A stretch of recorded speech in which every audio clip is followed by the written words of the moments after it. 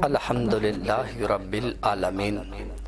والعاقبۃ للمتقین الصلاۃ والسلام علی سید الانبیاء والمرسلین اما بعد فاعوذ باللہ من الشیطان الرجیم بسم اللہ الرحمن الرحیم وَلِتُكَبِّرُوا اللَّهَ عَلَى مَا هَدَاكُمْ وَلَعَلَّكُمْ تَشْكُرُونَ وقال اللہ تبارک و تعالی فی شان حبیبہ ان اللہ و ملائکتہ یصلون علی النبی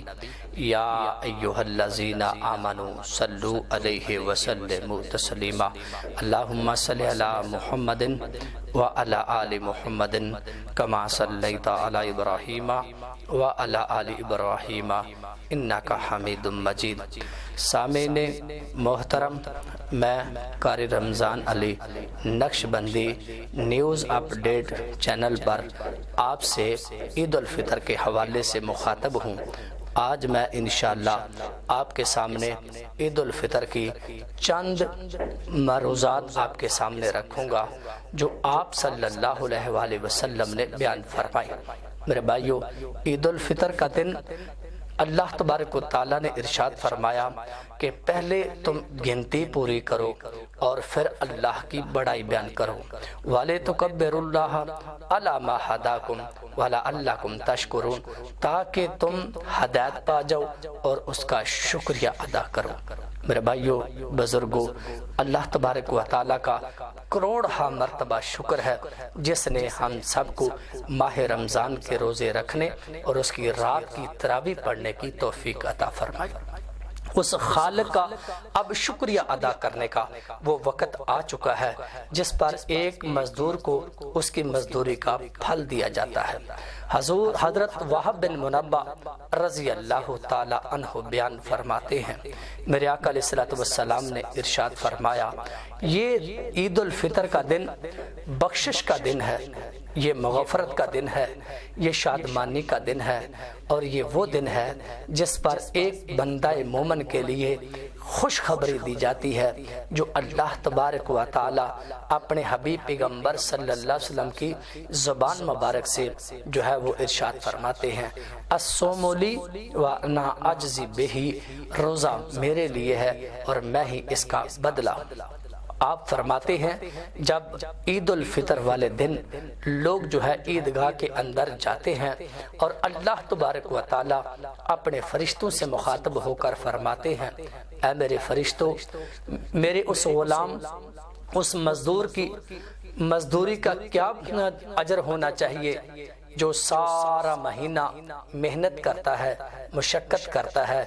بھوک کاٹتا ہے، پیاس برداشت کرتا ہے، اپنی خواہشات پر قابو رکھتا ہے اور میرے حکم کے مطابق میری رضا کے لیے وہ مہینہ جو ہے وہ گنتی پوری کرتا ہے۔ تو آپ صلی اللہ علیہ وسلم ارشاد فرماتے ہیں، فرشتے آگے عرض کرتے ہیں، اے ہمارے پروردگار، تو غفور الرحیم ہے، تو رحیم و کریم ہے، تو سمیع بصیر ہے، تو اپنے بندے پر خاص مہربانی فرمانے والا ہے۔ اللہ تبارک اس مزدور کی پوری اجرت دے دینی چاہیے۔ آپ صلی اللہ علیہ وسلم ارشاد فرماتے ہیں، اللہ تعالیٰ ارشاد فرماتا ہے، میرے فرشتوں گواہ ہو جاؤ، میں نے اپنے ان بندوں کو بخش بھی دیا، ان کے گناہوں کو، ان کی خطاؤں کو معاف کر دیا اور میں ان کی ہر مراد کو پورا کر دیا۔ میرے بھائیو،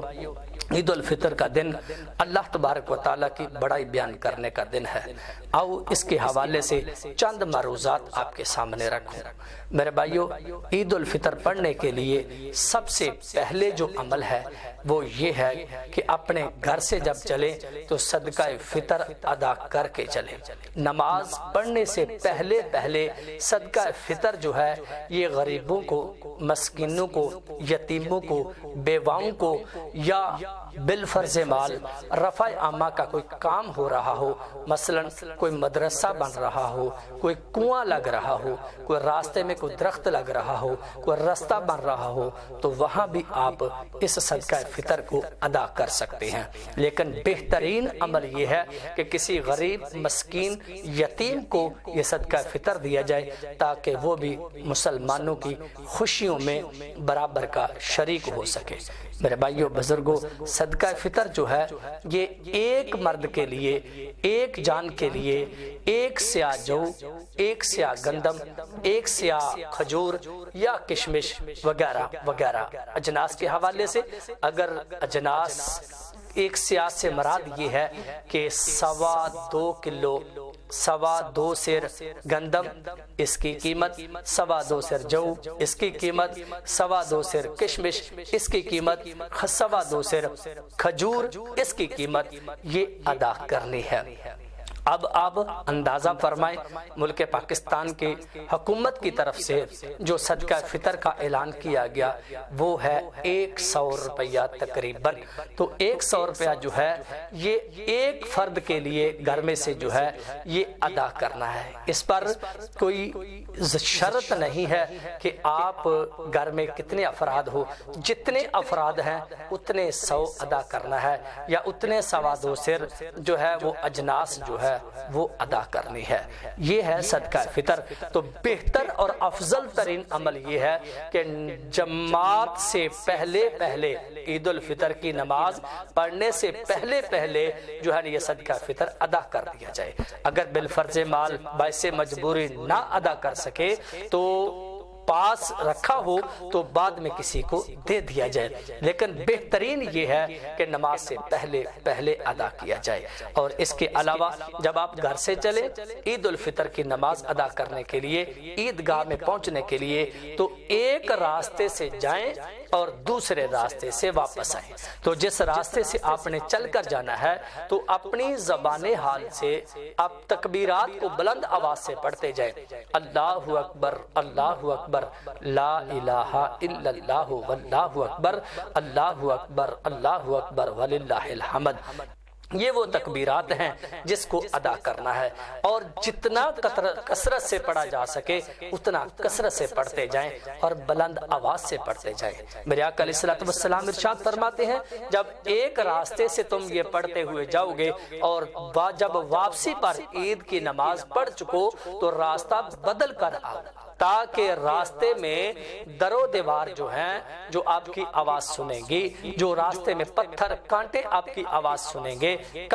گلیوں کے جو نہ آپ کی آواز سنیں گے، وہ سارے کے سارے کل قیامت والے دن اللہ کی عدالت میں آپ کی اس بڑائی بیان کرنے کی گواہی اللہ کے حضور دیں گے، اور رب سے عرض کریں گے پروردگار یہ بندہ تیری بڑائی اس طریقے بیان کرتا تھا، اللہ اکبر اللہ اکبر لا الہ الا اللہ واللہ اکبر اللہ اکبر وللہ الحمد، یہ بڑائی بیان کرتا تھا۔ میرے بھائیو بزرگوں یاد رکھو جب نماز پڑھنے کے لیے جاؤ اپنے دلوں کے اندر سے نفرتیں، کدورتیں، منافقتیں اور یہ ساری کی ساری بری جو بیماریاں ہیں ان بیماریوں کو اپنے دل سے نکال دیں، اور ایسے نکال کر جائیں کہ بالکل بندہ مومن کی طرح، کیونکہ مومن وہ ہوتا ہے جو اپنے دل کے اندر جو ہے کدورت نہیں رکھتا، اپنے دل کے اندر نفرت نہیں رکھتا، اپنے دل کے اندر حسد نہیں رکھتا،